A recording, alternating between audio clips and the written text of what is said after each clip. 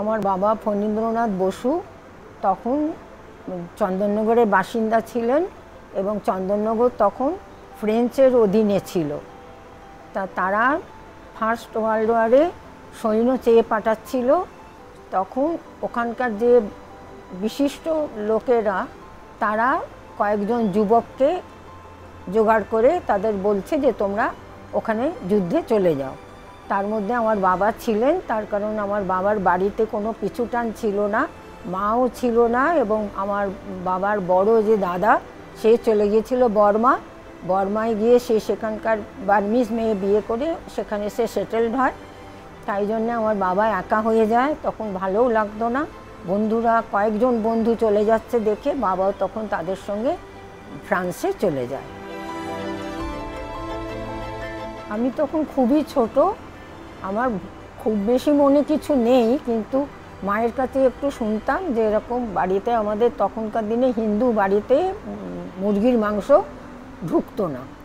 তো বাবারা তো খাওয়া অভ্যস্ত ছিল, মাংস না হলে বাবাদের ভালো লাগতো না। প্রত্যেক রবিবার করে বাবারা একসঙ্গে হতেন বন্ধুরা।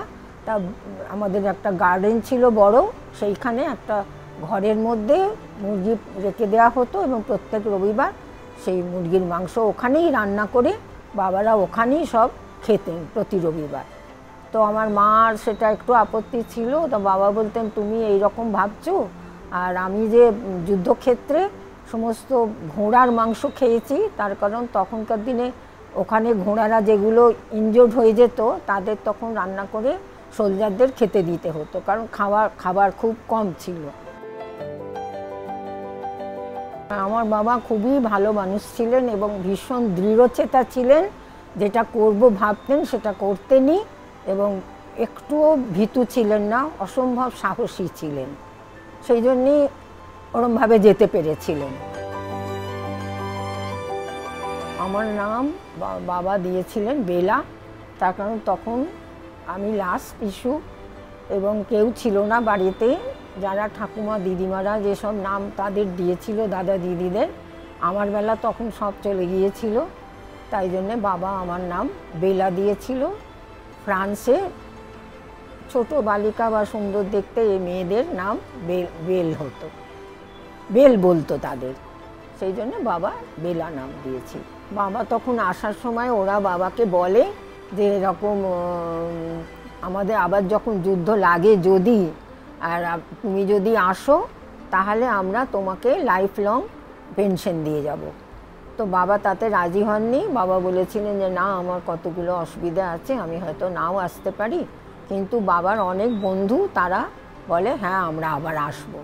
এবং আমি একজন বন্ধুকে দেখেছি, আমাদের বাড়ির পাশেই থাকতেন, তিনি লাইফ লং পেনশন 1960 পর্যন্ত পেনশন পেয়ে গিয়েছিলেন।